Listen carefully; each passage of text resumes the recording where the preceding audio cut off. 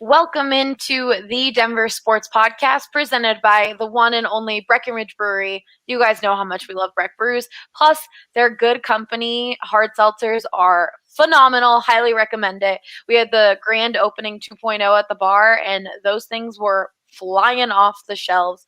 Everyone had some fun drinking some Breck Brews. I'm your host, Allie Monroy. With me today, I've got Rudo, Andre Simone, Michaela Perkins, and Brendan Vogt. Whoa, what? Do I look like D-line today? Perfect timing. But Younger D-line. younger. How does that feel, Vogt? Great look. Well, it's a low bar. Yeah, I'm gonna say. I don't know if that's a compliment or not. He's the oldest person that I know, including my grandparents. It is a little dark, I will say that, but you know. It's okay. I'll work it out. I'm all scrambled today. All right, guys. Well, you guys probably noticed that we are now doing the Denver Sports Podcast on Thursdays or other days besides Fridays. Unfortunately, Fridays are just too packed at the DNVR bar. We've got so many new things going on. Plus, the new show Online with D-Line that just took my time slot. They were just like, bye, this show's going to be better. So it's fantastic. Highly recommend it. But that's why we are probably going to stick to Thursdays from now on until maybe the season starts, or we'll see. But just be sure to check this out. Always, we are going to be talking about kind of what's been going on in the Denver sports world. There's a lot. We have NBA, NHL, MLB, free agencies. The draft happened for the Nuggets. We also have training camp. So there is a lot going on, and we'll finish off the day talking about the best nicknames in Denver sports. But we're just going to jump right into Avs free agency, Rudo. The Avs and Avs fans had to say goodbye to Philip Grubauer, but in replacement, they got Darcy Kemper. How are you feeling about that move? Yeah, so it's an interesting move. Like, obviously, there's a lot of emotional connection to Grubauer, but ultimately, $5.9 million over 6 years was a pretty steep price for him as a goaltender. And the Kemper move also saw mixed reaction. It was a steep price. The Avs did have to give up essentially 2 picks. The third one, we'll see if the third rounder, we'll see if it actually goes through, depending on if the Avs win the Cup or not. But they also gave up Connor Timmins, a pretty liked defensive prospect. But I will say, and I'm sure Michaela can agree or disagree with me here as the resident Arizona expert, I think Kemper, if healthy, has the ability to be a better goaltender than Philip Grubauer. So he could be the piece in goal for the Avs that gets the job done. Yeah, I 100% agree. I think the key word or the key phrase there was if healthy. Yeah. Obviously Kemper's had some injury issues in the past. The past 2 seasons have been a little rough injury-wise.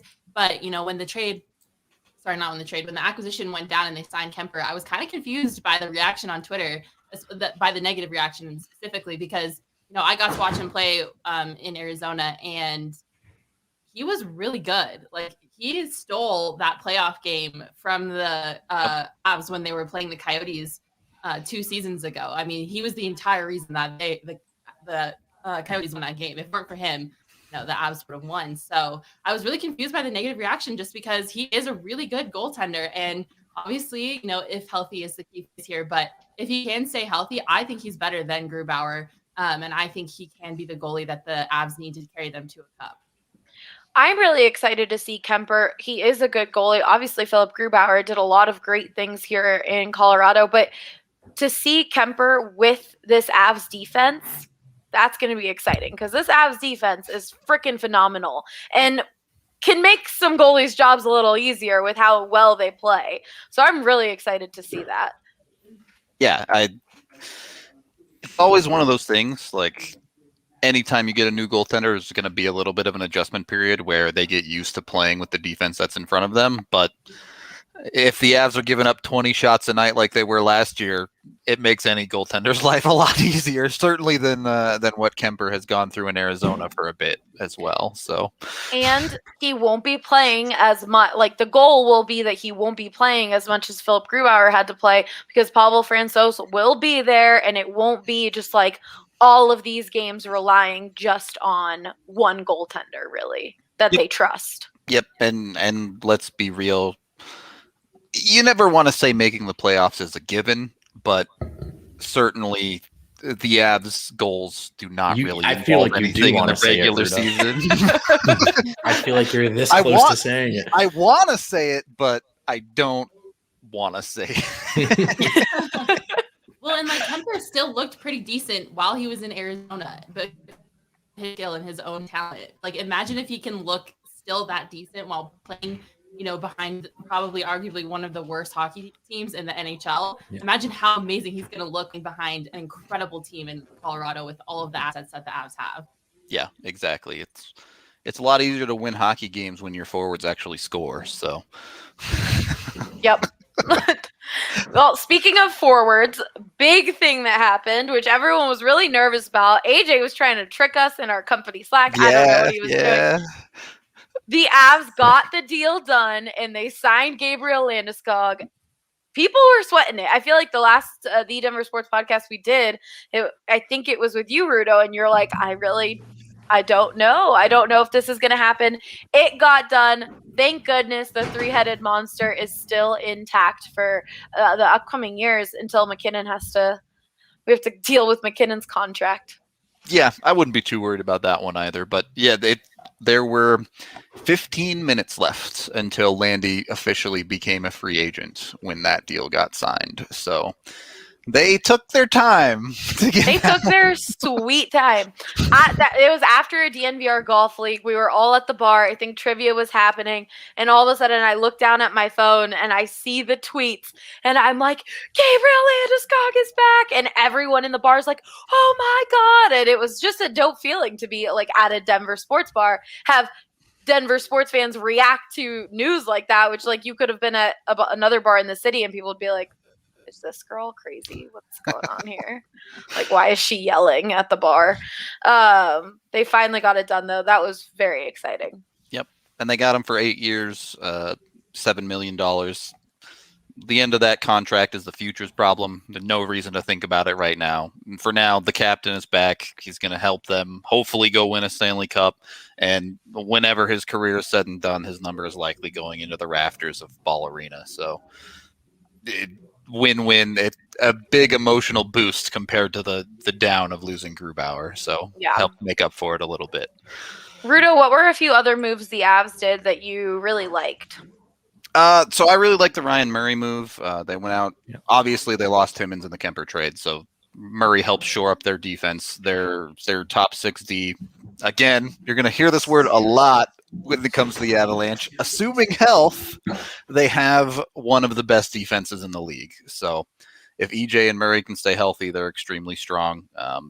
After that, the depth of we'll see what decisions they want to make. And then they added Darren Helm on the forward side. Not going to be a major impact player, but he will replace Pierre-Edouard Bellemare, essentially 1-to-1 for them. Shouldn't be. He'll PK. He'll give you 15 points a season. A nice little piece to get the job done depth for them.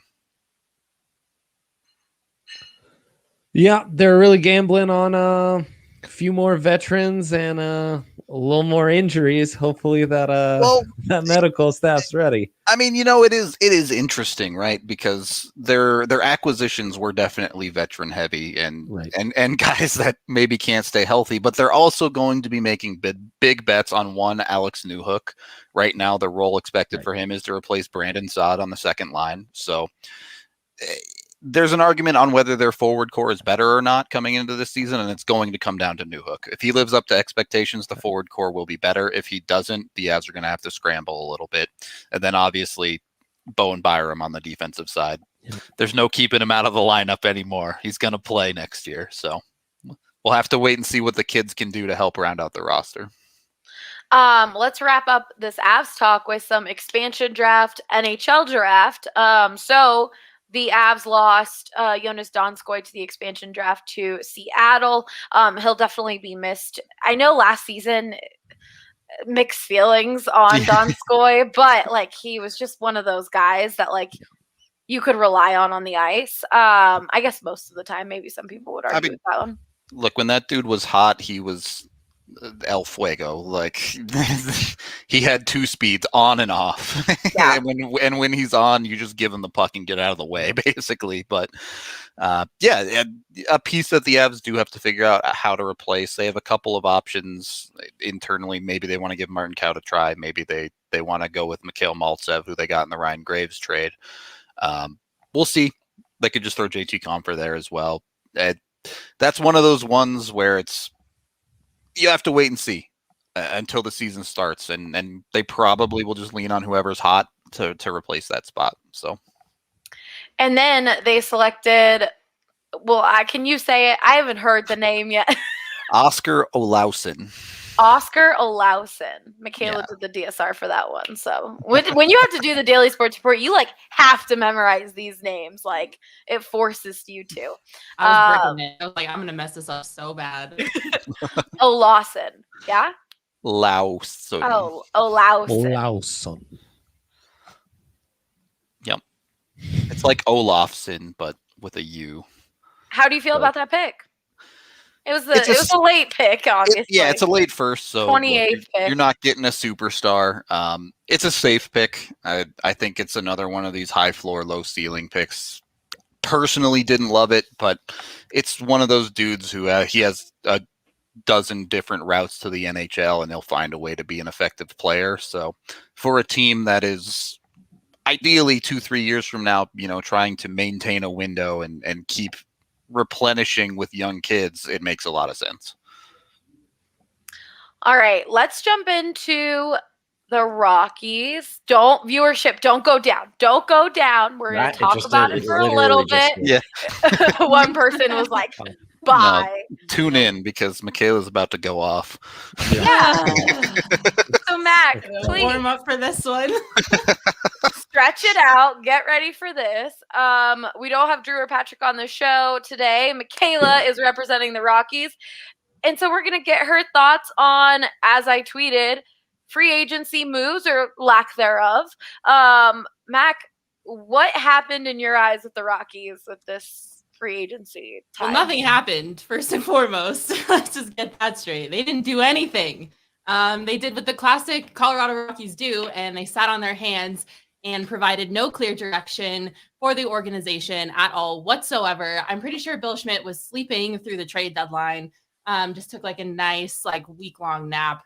It's so frustrating. I mean, all they did was trade Michael Givens, who was a bullpen arm, who was probably one of their most reliable relievers, which is really scary to say because the Rockies bullpen is garbage. So I guess the most reliable out of that bullpen isn't the best thing to be. And then they also got back another minor league pitcher in Austin who they have had on their roster and traded. And this guy has been on 6 different teams in this season alone. And I just don't understand the Colorado Rockies or their front office or what they're doing. They just seem to have absolute no direction. And I guess it makes sense because they also have no leadership. Their front office is non-existent. Half of the people in the front office are interim. They have no analytics department. So there's no captain of the ship, and the ship is sinking very quickly. And it's really unfortunate because, they have a lot of assets that they could have moved. Trevor Story, John Gray, they're all set to be free agents at the end of this year. Michael Givens, before they traded him, is set to be a free agent. CJ Cron, another guy that they could have gotten something in return for, that's going to be a free agent at the end of this year. And they just did nothing. And it's really frustrating because we just don't have a direction for this team. And it's just like, what is the plan now? They have no direction. They have no plan. And I just don't know what comes next for this team. I think, in my opinion, it would have been better to move the assets, to trade Story and get something in return, because they're going to make him a qualifying offer at the end of this year. And I guarantee you he's going to decline it. And so when he declines that qualifying offer, we get compensation in the draft. And, I don't really trust anybody in the front office to draft somebody that, and even if they do, hit on that draft pick, it's going to be 4 or 5 years before we even see them up in the majors. So, I have no idea what they're doing. I really don't. I don't know if they're rebuilding or retooling or whatever they want to call it. John Gray is kind of a little different case. I'm actually happy that they kept him because, the hardest thing to do in for the Colorado Rockies is to find good pitching, like good starting pitching. And, you know, Gray obviously came up through the system, so he's a homegrown type of guy, and he is really great at figuring out how to pitch well at Coors Field, which is really challenging.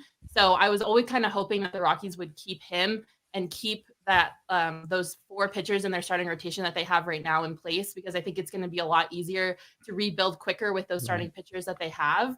But I mean, it's just a disaster. It is a dumpster fire.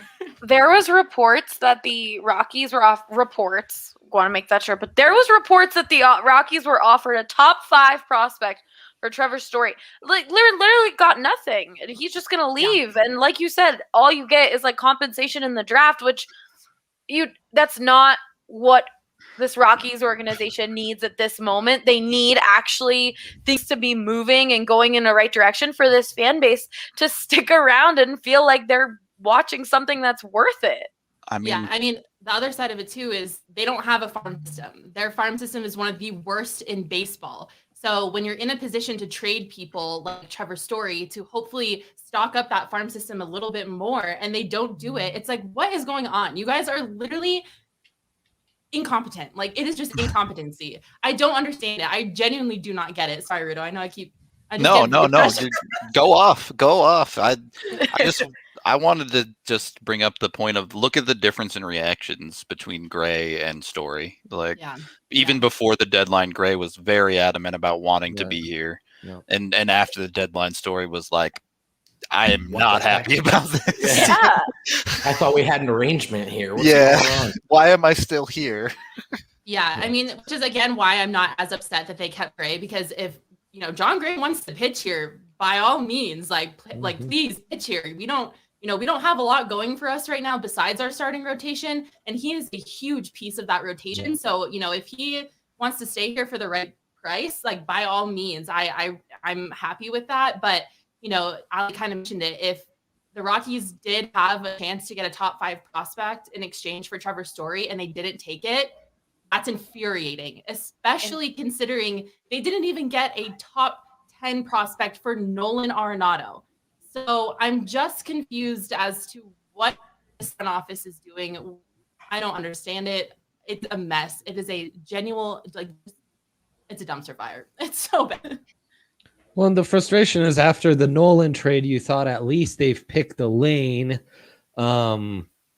But if you don't go full blown into rebuild mode and truly commit to that route, then you're just going to be left to, I don't even know. It's exactly what Mac described. Essentially try to win 68 games and fill out Coors as much as you can, which maybe as a business model works just fine. But as fans who'd like to see some growth from a franchise, they have other blossoming stars, though, don't they? Wouldn't it have been a perfect transition to move into an area of Rymack and Tapia as the faces of the franchise with Gray as well, really, in the pitching staff? But instead, you're left with this weird half season of Story before he just up and leaves.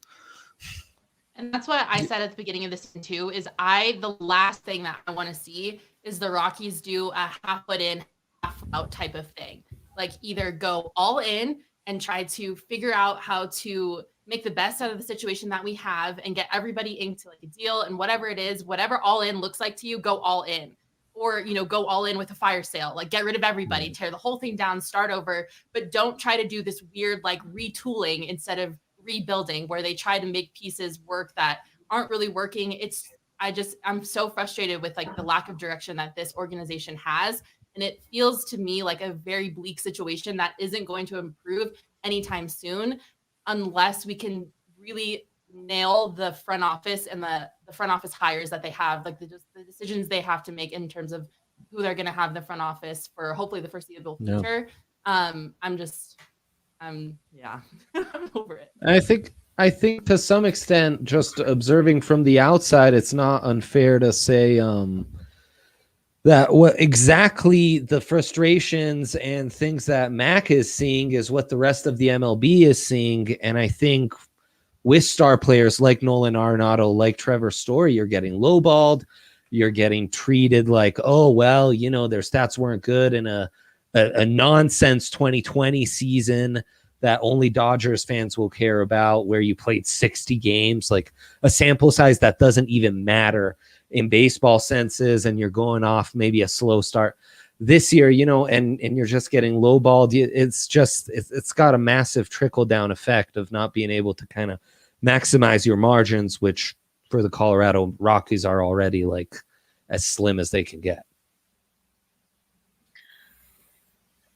Mac, I have a question for you. We have Drew here in the comments. Drew is watching the baseball game as well, but Drew's saying, again, FYI, they're saying that they're going to buy big bats in free agency this year to build around the pitching, aiming for quick turnaround rather than the long rebuild, which of course most people think is pretty far-fetched.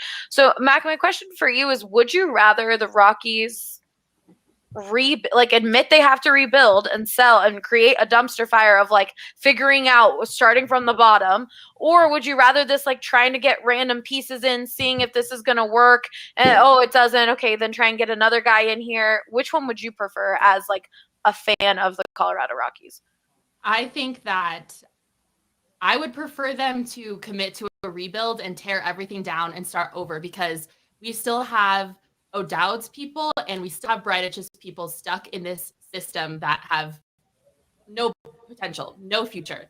They have had years to build a competitive team and they haven't.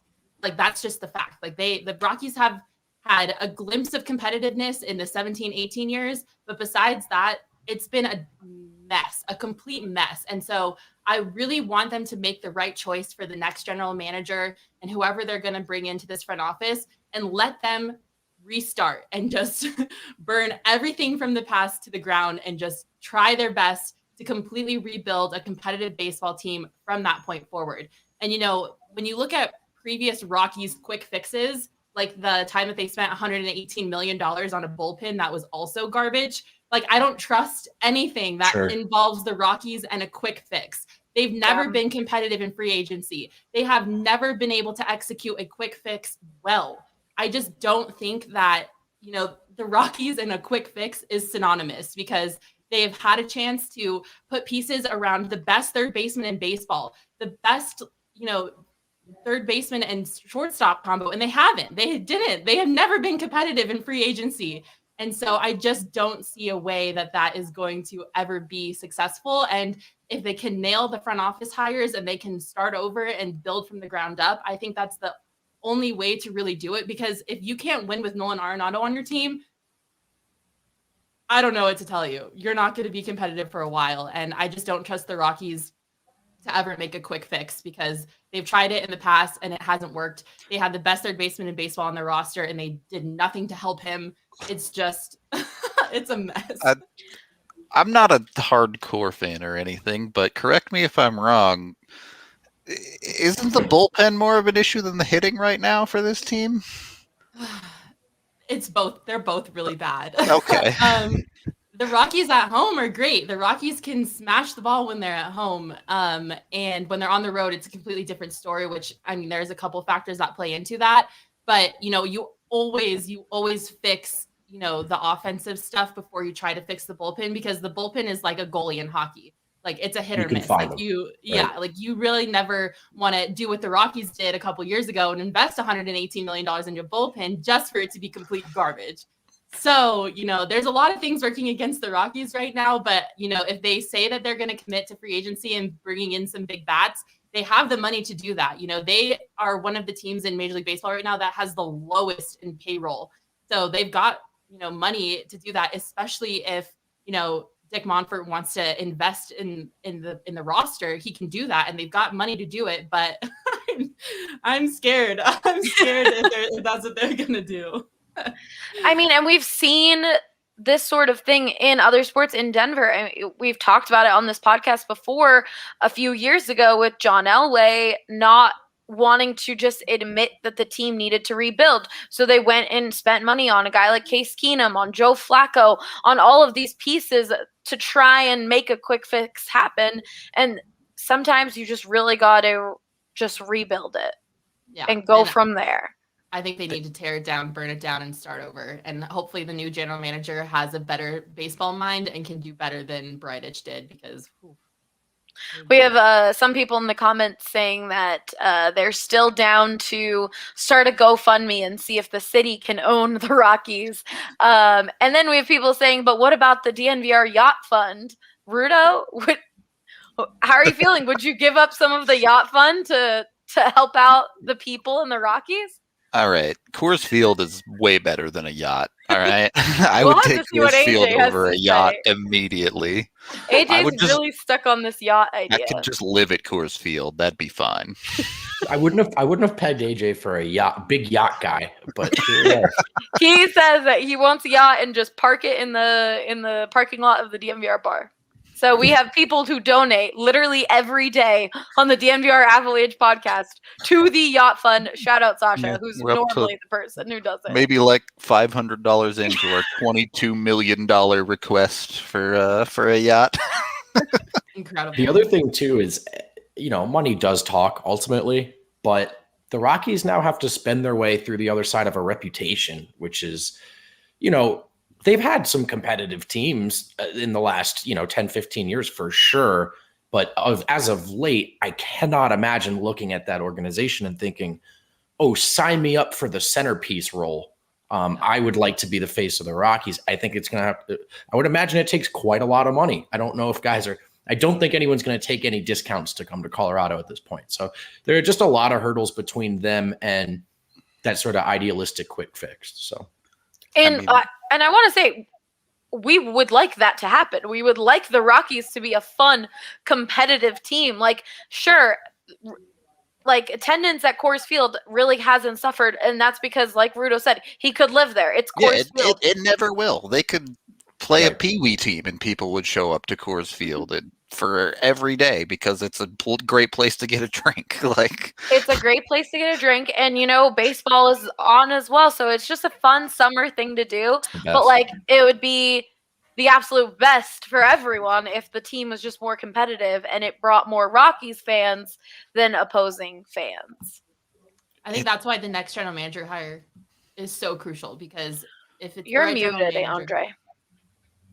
That explains why I haven't heard from him. That's a problem with the quick fix right there, though. Right? Is okay. You're going to be more competitive. You'll make fans happy. You'll increase attendance, and you'll compete for the second wild card.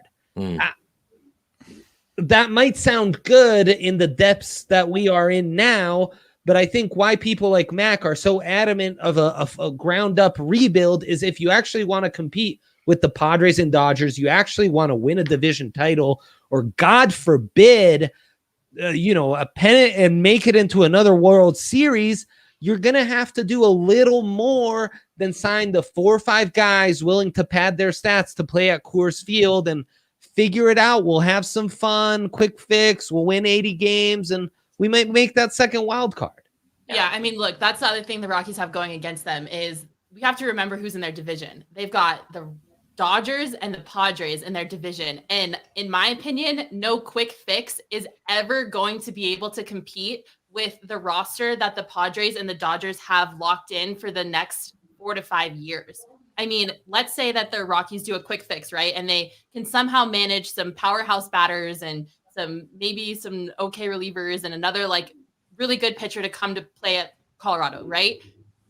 That's never going to be able to compete with who the Dodgers and the Padres both have on their rosters. Both the Padres and the Dodgers have arguably the best rotations in all of baseball. So, if let's say by some miracle, the Rockies can bandage up the sinking ship that is the Colorado Rockies and make it to a wild card game, that's great. They're going to get eliminated right away. So it's what is more important to this organization, being competitive. Attendance. Well, yes. Okay. Yeah. Attendance is definitely the most important thing. But aside from attendance, are they just going to be mildly competitive, win 80 to 90 games and get eliminated the first round of the playoffs? And that's what their definition of success is. If they want to be competitive and they want a real chance at winning the pennant, they have to do what the Dodgers and the Padres did and build from the ground up. The reason that the Padres and the Dodgers were so successful is because half of their roster came from their farm system. Obviously, the Dodgers have no limit to spend on whoever they want. So, we're fighting against that. And obviously that's going to help them. But, so many of the guys on both of those rosters are homegrown guys from their system. And, their success is built on that. And we don't have anything like that. That's the fear, right? Like, even if you gave Monfort a $2 billion TV deal, you're afraid he'll choose the wrong people to build the organization. Yeah. It's not like there's so much working against them that I just don't ever see how a quick fix or signing big free agents are ever going to help them long term. Like, it might help them win 80 to 90 games in a season and be competitive and maybe make it to a wild card game.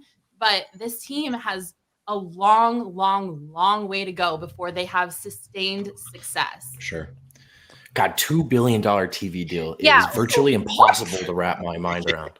$2 billion? Oh my God. I'm just going to go ask the Dodgers for a yacht. Forget the yacht fund. Exactly. All this said, I'm going to get so hyped the first big name free agent they sign. Sure. I couldn't care less. Yeah, I don't think anyone here is like an enemy of competitiveness or trying. I think Max articulated this really well, which is like, look, it's a big gap to close with just, a very class of the NL. Yeah. Yeah, just don't worry, we'll spend. So look at the Rays. Look at other small market teams that have figured they out find ways yeah. to be competitive. The Rays made it to the freaking World Series last year, and they would be considered, a team very similar to the Rockies. So it's just going to be. I just think they need to burn it all down and build up from the ground because it's going to be a while. Step one, like a permanent, like choice A front office, like. Okay, we have some idea of who are the long-term decision makers here and people you feel comfortable with. I think you've made some killer points, Mac. Totally. And I feel like something that we've talked about on this podcast from the start is the fan base has every right to be upset with what's going on with this organization.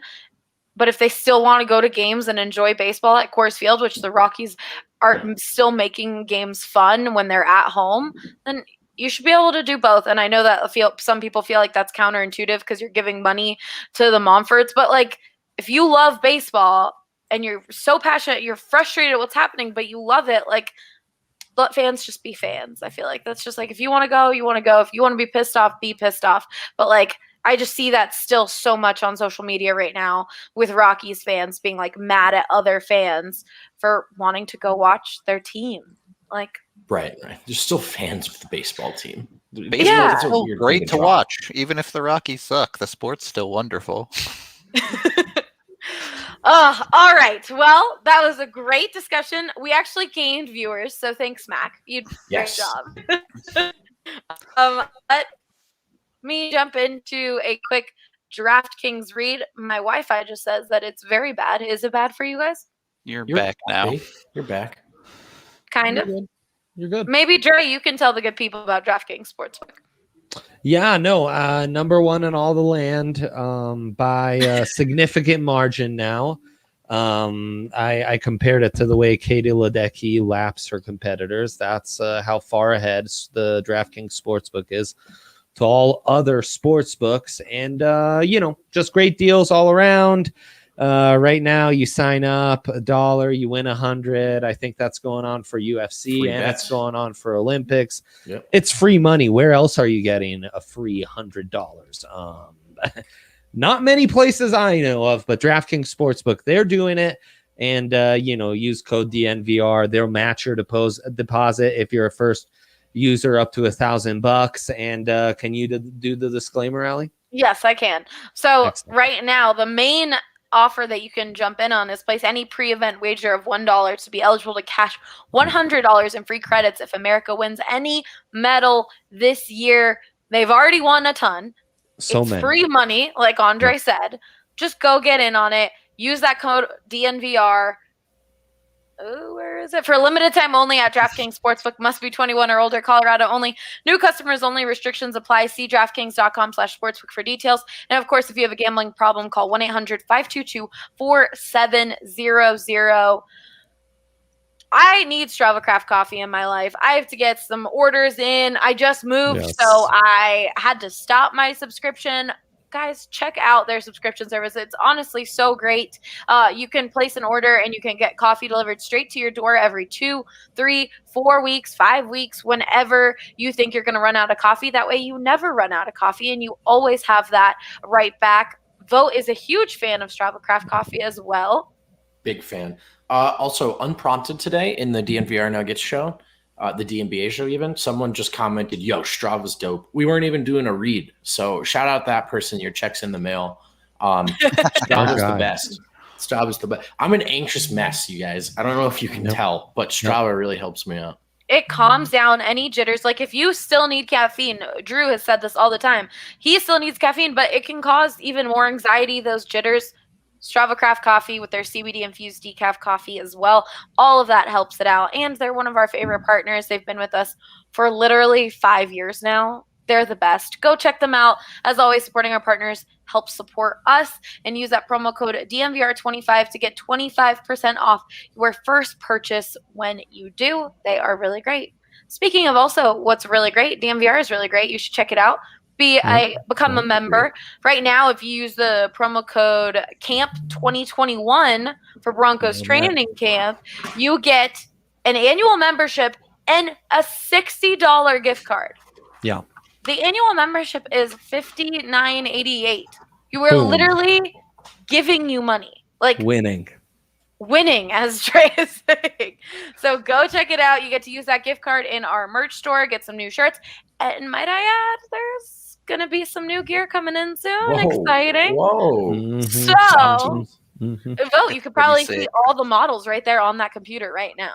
I can. Also, unrelated, but D-Line's got a lot of snacks going on. Yeah. I didn't know he was a cashew, almond, pistachio guy, but he wears it every day. He needs to snack while creating amazing merch. As you could tell, everyone on this show is wearing a shirt except Vote. That's right. Yeah, That's but right. Vote's rocking a hat. Not wearing a shirt might be better than this shirt. Like, definitely buy our shirts, just not this one. That was a horrible choice, Rudo. What are you doing? Well, I still think we have some of those, so if you want one, I wouldn't suggest not. Cardinals fans in the chat, Vote should be wearing this shirt since he's a Cardinals It fan. honestly looks so good on Rudo, though, right now, that it's really like, I'm so pissed at Nolan. We could do the whole first segment over again. Okay. I was laughing at Max saying, like, if you have Nolan Arenado on your team and you still can't win, and I was like, oh, that's awkward. Well, looking at you, St. Louis. It's okay. He's going to walk next year anyway. So he's going to go with the freaking Dodgers. Like, I'm just waiting for him to go sign with the Dodgers. Remember when we would just kick Vote off of the show whenever he was behind his like Cardinals flag?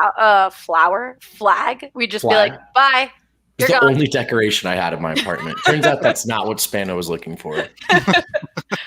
Makes sense. All right.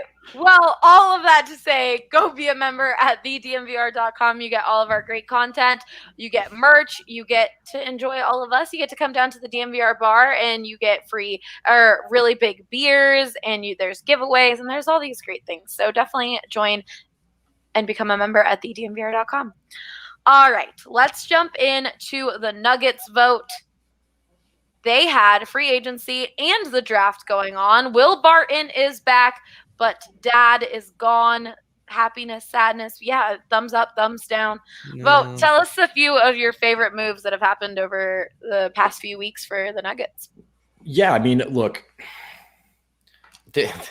I can see a certain angle on this has permeated the discourse online, which is, you got to be aggressive, and the Nuggets weren't. And, there was a cap space reality to what Denver could do. And I'm not even just talking about frugal ownership.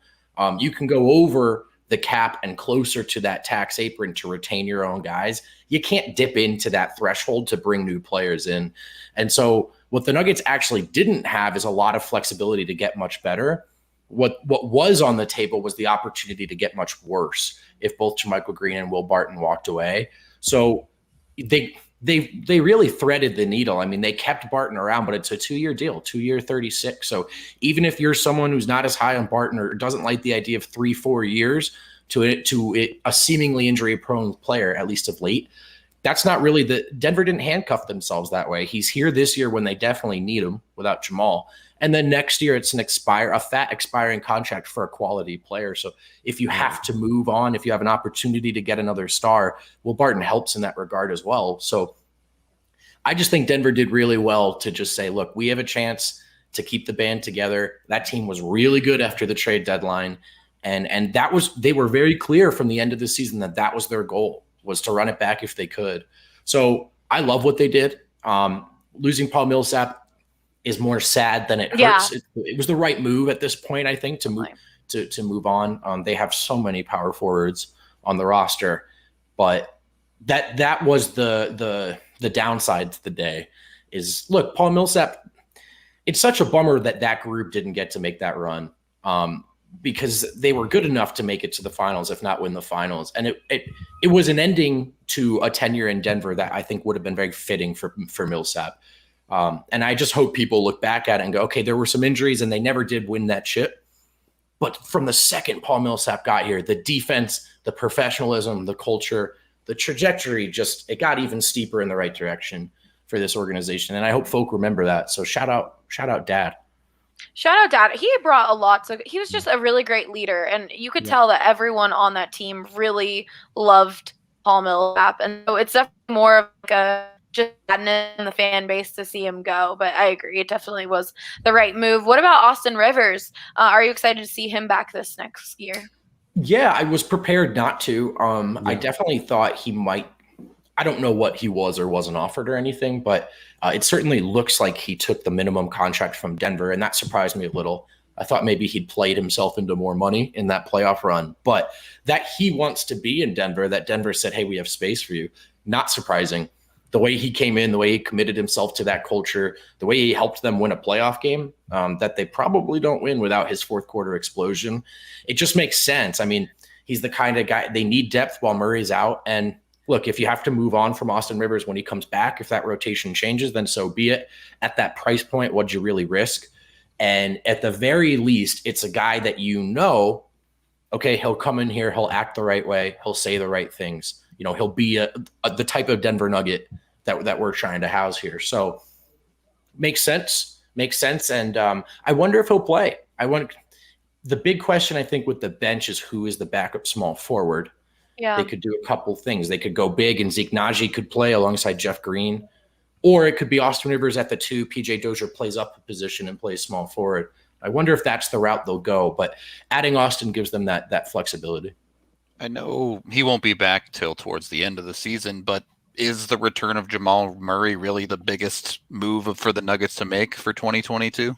Yeah, absolutely. I personally think it would be madness to actively go away from what they had built and put together after the trade deadline. That injuries took it away from them. That's the way this cookie crumbles sometimes. And sometimes you do have to audible, but they have an opportunity to just say, no, we can just bring Murray back. Even if he's less than 100%, these 5 guys are good enough. And that's been their target from the jump. And then the NBA draft happened, and the Nuggets selected Bones Hyland, which he has such a great. That's his nickname. But you can call him Bones. He'll it. answer to Bones, and that's just makes me so happy. He answers to Bones. He loves Denver. He's doing a really great job of grabbing the fan base to fall in love with him. He is so hyped to be coming to Colorado, and you just love to see that from your draft pick. What do you think of him? Was he someone that was on your list of guys for the Nuggets to select? Well, he was on my radar as someone they would select. Harrison Wind really made sure we all knew it was someone the team liked and might take. I didn't have him on my big board, but that's the thing about the draft is you have all these takes, you put all this work into it, and then it happens, and you have to be willing to crumble it up and throw it away. Because was I right about some of the guys I had ahead of him it was more of an archetype thing. Jaden Springer, Miles McBride, some defensively oriented guards, because they do need some defense. But there's sort of an irony to being okay, well, defense, this will help the team right away. Sure, but Jaden Springer, for example, he's 18 years old. He's not going to play right away. So I'm sitting there saying draft for fit, and that's not how a lot of teams do it. A lot of teams just take the best player available, and I think that's how Denver viewed Bones. So it's a fun pick. It's an exciting pick. Does it fill a hole right away? No. But let's hold out and see. Maybe this is a guy that RJ Hampton type of utility insofar as, okay, he wasn't a part of the rotation plan. A couple people get hurt. We can go to him. Or, as we saw with RJ, he looks exciting enough, flashy enough that he becomes an asset for a potential trade deal as well. So I don't mind the pick at all. I'm really excited to see him in Summer League. This guy, he's like a step back bomb from the logo 3-point shooter. He is a fun watch, if nothing else. Dre, you are our go-to draft guy. How did you feel about the pick? Yeah, it was an interesting draft. I was really kind of hoping that Garuba would drop to them, and when that didn't happen, I was a bit like, meh. But no, the more I found out about Bones, and then after free agency happened, I like the pick more, because if you're going to run it back, having a little more scoring punch in your back pocket for that second unit, I think could be incredibly valuable. And then, if you get wild and you start to fantasize what a guy with that shooting range, if he can be he can be good enough to warrant actually going on an NBA floor night in and night out, what that could do could be very fun, because it's, we analyze and we stack these boards, and we try to, it's humans handicapping humans, one of the more futile exercises we can partake in, and what I've dedicated my life to. So, but it's so we can get caught up in all that. But then some guys are way more exciting than others, and on the excitement meter, Bones ranks very highly. And yeah, I mean, if he were to pan out as a Lou Williams type scorer, right, could be pretty cool for a team that already has some transcendent offensive talents. And as far as it being maybe like risky, Dre, with what, like, he's not the tallest guard. Obviously, the turnover to assist numbers weren't great in college, although we could talk about, why that was the case all day long. But as far as the risk goes, the reality is, even if you're taking a safe player, a Zeke Naji type of player, I am aiming to be a playable back-end rotation guy. At 26, the chances it's a bust, right? The chances it's just never really a high caliber rotation player, pretty high, pretty significant. Absolutely. So, it's in hindsight, it's such a Tim thing to do. He's flashy, it's sexy, he's a hooper, and the ceiling is probably higher, right, than the guys that I had on my big board. And Tim's going to roll those dice. All right. Before we finish up the show, I got to tell you guys about Solace Meds. They are a premier dispensary. They've got 4 locations, one right east of the DNVR bar up on East Colfax, literally so close. Vote's pointing out at it since he's at the bar. And then they've got another one in Wheat Ridge, one in Fort Collins, and one off of Broadway. They have some really great deals. Kale was having a Solace bar himself during the grand opening of the Grand Opening 2.0, and he had a great night. If you head into any location, you can get a free Solace bar or King Cone when you mention the code DNVR 20. Sorry, I was just wanting to make sure I found it. We got it. That's any location of Solace Meds. Head in and mention that code. You can also order online. Ordering online makes things so much easier, because your order will be ready once you get there. And then all you got to do is pick it up and go home, or go to a park, or wherever you like to smoke your weed, and have some good time. Don't forget to use that code DNVR20 at Solace Meds. Okay, Dre, let's talk some Broncos training camp before we do rapid fire on best nicknames in Denver. It is they had an off day today. Broncos had an off day today, but they have gone 7 days of practice. Pads are back on. And the QB competition seems like it's even right now, which I know fans don't really want to hear that. But there's been days where Drew looks really good. There's days where he looks bad. He's throwing interceptions. And he said yesterday he needs to be making smarter decisions. And then there's other days that Teddy looks the same, where doesn't look as good. And that's something that Ryan has been saying on the DNVR Broncos podcast, that it looks like right now it's the Drew's job to lose. Mm-hmm. Yeah, it would appear that we have a bit of a tie. And in a tie, usually you'd go to the younger guy with the perceived higher upside. And it certainly seems like Drew kind of came in hot. And Teddy was very much as advertised, kind of Mr. Checkdown. Yeah. Bridgewater's picked it up a little more to kind of even things out. And it would appear that since we've gone to pads, both quarterbacks middling a little bit, right? So especially yesterday, where it appears the practice ended the way many games ended, with the offense not doing much and falling flat on its face. So I really think, preseason's going to be so huge this year because it comes down so much to like who's going to be able to keep their cool under pressure and not put them in bad spots. And if Drew can do that enough, he's not going to have to be as mistake-free as Teddy, because he can make up for some of those mistakes with some of the bigger plays. But he's still, we can't have a repeat of last year. So it's been interesting to see how both guys are kind of navigating this, and particularly how Drew's going to navigate being, picking his spots. It's all about picking his spots. And some of those mistakes that Drew is making is because he's playing hero ball, as our DNVR Broncos guides would say it. Yeah. He really wants to make those big flashy plays, and it's just, it doesn't work out, and it looks extra bad. And there's a few people in the comments of the DNVR Broncos show yesterday saying they're pretty sure that's similar to how he was in Mizzou, but right now he needs to focus more on ball protection and making those smarter plays, which he knows himself. But I feel like that's when he really goes wrong, is just trying to be the hero and make a really dope, flashy play, and just doesn't work out the right way. 100%, Allie. It's all situational football. It's knowing when do we need that extra play and when do I just need to throw it away. The punt is the best play this team can have.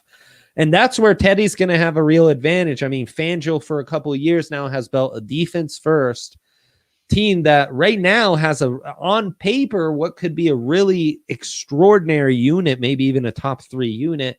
And so if the offense is just competent, you'd think they could be really competitive in a lot of games. And Teddy gives you that. That's what he does.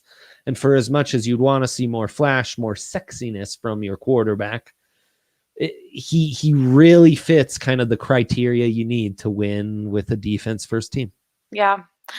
We did this poll with some of the live audience that we had on Saturday. So I want to ask you guys, vote, Rudo, Mac, who would you guys prefer be the Broncos starting quarterback? Like, who do you think? Not who do you think, who would you want? Rudo, you go first. Drew Lock Lock. or Teddy? Take the young kid. Yeah. You're going to live with the ups and downs a little bit, but you got to give him every opportunity to become the guy you think he can be.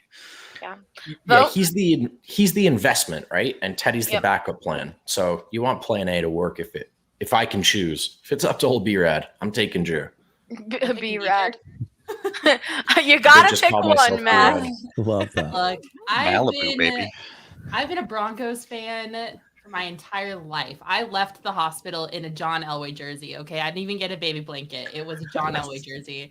And legendary. I am almost as frustrated with the Broncos as I am with the Rockies. That's saying something. We don't. Saying Just so you know, lot. we don't have that kind of time remaining. I know. Okay. I mean, I don't like either of them. I don't think either of them are going to be the quarterback of the future. But I guess if I have to pick one, I agree with everyone else, and I'll pick Drew Lock just because. God help us. If he doesn't work out, that's another 3 seasons wasted down the drain. So let's hope Drew Lock can be the guy. And that's what everyone at the bar also said. Everyone preferred Drew Lock. Yeah. So we'll see where this ends up going and how. I think what's really hard is having them split these reps. I just want them to make a decision so that they can figure out, if Drew's the guy, like you got to put him in with the ones and have that experience as much as he can before the season starts. Because we have also seen Drew, he has gotten better at the end of the season the last 2 years. So if it's that time and that experience and that mentality that he needs to like work on, then you got to have him getting those first team reps. But Here. But it is what it is right now with the Broncos. As Michaela said, they're also another frustrating organization. And hopefully this year is different. But we'll just have to wait and see. Dre, is your pick Drew Lock as well? Yeah, Drew Lock all day. I was just trying to assumed, so I didn't. Of the teams we cover, how many fall on? If you could do a graph, how many are below the frustration line? I think split. We're 4 of 6. You're under the frustration line. If you extend it to the college sports. Yeah. The pro sports, Avs and Nuggets, they're fun. They're exciting. Sometimes you're like, that was weird. Even good teams find a way to frustrate you, though. Well, sports. Yeah. You can say that again for sure. Okay, let's move on to the best nicknames in Denver Let's do it. sports. We are going to start off with you, Rudo. What is the best nickname in Avs history? In Avs history, it's Fapa. I know it's a boring nickname and people don't like it that much, but it is made significantly better when you understand that Forsberg is a very common name in Sweden, and you get to name all of the other Forsbergs faux pas because there's only one Fapa. As consolation, Big Moose is excellent. Big Moose. It's pretty I like Big Moose. I like Big Moose better than the nickname Man Rocket, which Nate gave Landy. I personally would just prefer Big Moose. It's a lot cuter nickname. All right. This topic is obviously brought to us because of Bones Hyland. And so Bones is a pretty great nickname. Vo, is there any other nickname that stands out to you in Nuggets history? Yeah, there are so many. There are so many. Yeah. I would say we've made TikToks about this too, so go check those out. I mean, this is well before my time. I've always loved Skywalker, David Thompson. I think that's got to be number one. Amazing. But just, for the more modern Nuggets fan, which I myself am, I think Big Honey is tremendous. Oh my God, that's a classic. The Manimal was always great. The Manimal. The Manimal. I'm getting the Manimal. I didn't say. I was like the Manimal. I like. We started calling Monte Morris Mr. Nugget, which is a title that we're going to pass down to the fan that fan favorite, not the best player on the team, but like Monte's the culture guy, man. Like Monte's the team, the fans' connection to this team, and he's friends with everyone on the team. So we've been pushing that pretty good. Nice. A lot of self-authored ones. That's a first. I like that. Yeah. One of my favorites is definitely Birdman. That one's just a classic. Yeah, Birdman. Of course, I left that one out. Good. I'm probably forgetting someone else. Big Tom, of course. Tom Welsh, Nuggets legend. But no, those are my favorites. All right, Michaela. What about the Rockies? There's so many too. Surprisingly, they have one good thing going for them. They have a lot of good nicknames. Obviously, Baby Bull, Will Rosario is a classic. The Todd father, Todd Helton, which is probably my favorite. Andreas Galarraga, Big Cat. Never forget the Big Cat. And then more recently, some of the newer guys like Chuck Napsty for Charlie Blackmon, John Gray's The Gray Wolf, which I think is pretty nice. Yeah. And El Cangrejo for Raimel Tapia. So lots of good ones to pick from. For me, it's a toss-up between Big Cat and Todd Father. I think those nicknames are classic, but thankfully, yes, thank you, Tim. Big Cat is a great nickname. I can say something nice about the Rockies today, you guys. Yay! Well done. We found a happy moment. What about units like the Bronx Bombers? That's a great nickname. Oh, like whole team. Whole teams. Yes. The Long Boys. That would be a hard one. That is also another self-authored. Can't help myself. The people love that nickname. I was going to say Street Bombers nickname is probably Lake Street Bombers for the Oh yeah. Is there an Avs one, Rudo? Is there just like a line? So there have been a lot of lines over the years. The most famous one is probably the AMP line. Alex, Milan, and Peter. I was going to say, vote the three-headed monster. Come on now. Yeah, three-headed monster is the current one. Oh, but right. We have like a shirt. We sell it. We sell it. Market it. Which we market it. Please They're don't buy amazing. this shirt. Buy that shirt. Buy the three-headed monster shirt. No. I see where you're coming from on that one, Allie. No. Come on, man. Andre, what about the Broncos? Well, again, sticking to units, I think the Orange Crush may be the best of the best. I mean, right there with Skywalker. Okay, good. Yeah, and I'm going in and out. This is excellent. You're good. Okay, good. The no-fly zone I would also put up there. Maybe it's the DNVR Wi-Fi. It is. Yeah, it probably is. See, I think the no-fly zone also deserves to be up zone, there. 100%. We just had a comment, and you have to mention Rich Tombstone Jackson. Have to. That's phenomenal. You know, Jake the Snake Plumber, that's for people like me, 80s kids. It's a feel-good name. You enjoy that one. The Sheriff, I enjoy the Sheriff for Peyton. Do people call him the Sheriff, though? Oh, yeah. I was big on the Sheriff. Okay. Probably not to his face. I don't know if he would go up to Peyton Manning and be like, Sheriff. Scott Parker is the Sheriff in this town, all right? There can only be one. Wow. I'm also partial to the Smiling Assassin. LA's had a lot of different nicknames. Frankly, I think they're all disrespectful. Aside from the Duke, which fine, I don't care for it, but the Duke. He's just Elway. He's just Elway. Did you say the franchise already? Sorry if you did. No, I did not. And I was gonna say that it's the lamest of them all, but TD for Terrell Davis, as he was doing nothing but scoring touchdowns on people left and right, and then would mile high salute you in your face as we won back-to-back Super Bowls. To me, that just fits so nicely. It's his initials. He's scoring a bunch of touchdowns. He's the best player in the league, and he's saluting you every time. To me, TD makes the most sense. Orange Crush would be right up there as well. Those are some good ones. I do like the connection of TD making TDs. Right? What would everyone's DNVR nickname be? Dre, you have like 5. Dre. No, yeah. Well, Dre primarily. Yeah, that would be. Rudo, you already have one. Matt, Allie, we gotta get something going. Big Al. People call me Al. Al Dog. I'm partial to Al Dog. Big fan of Al Dog. Andre and Lindsay call me Al Dog, or people just call me Al. I was thinking about calling you Mother, but that could get weird real quick. No, not a fan. I am the mom of the Avs pod. Yeah. Already the Avs mom of the Avs pod mom is the nickname that the Avs guys or the chat has named me, because I am definitely in the comments kicking anyone out that's being disrespectful or annoying or rude. Same with I freaking yelled at Argentinian fans in Spanish. That is. You did do that. Thank you for that. Because Allie is everybody's mom. Without Allie, the wheels fall off this wagon so fast. And if you're here in the comments and you speak Spanish, I didn't just yell at Argentinian fans, Facu fans, for nothing. They're being so disrespectful and rude about the Nuggets, about our guys, and about everything, and saying very mean things that I was just like, y'all don't think someone understands what you're saying, but I do. Yeah. You are being blocked. We need to hire someone that speaks Serbian now is what we need.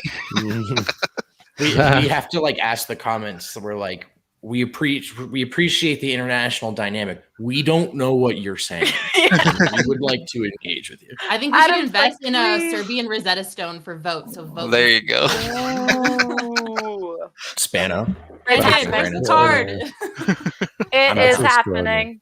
Vote. Right. What's yours? What's your preferred nickname? I already told you. It's B-Rad. B-Rad's an all-time. I've never heard anyone call him B-Rad in our company. But I'm 28 years old now, so I don't know. In college, though, but you called yourself B-Rad at this moment. An old habit. I did forget I was on the internet live when it just kind of slipped out. I love it. But when's your new album dropping, B-Rad? Yeah, B-Rad. Yeah, man. I seriously, for 4 years in college, people called me B-Red, probably more than they said Brendan. And then I got out into the real world, and you start introducing yourself to people, and you very quickly, I'm gonna go with my given name. I think. Well, Hard everyone in disagree. our company just calls you Vote, but I will now be calling you B-Red. B-Rad it is. Yeah. Mission accomplished.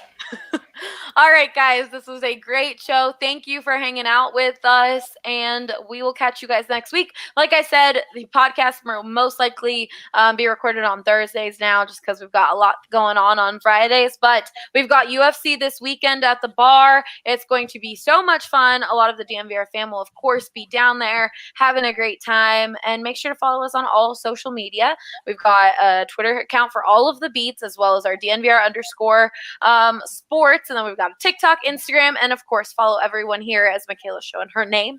Follow Mac. But yeah, thanks, guys, and we will see you guys next week.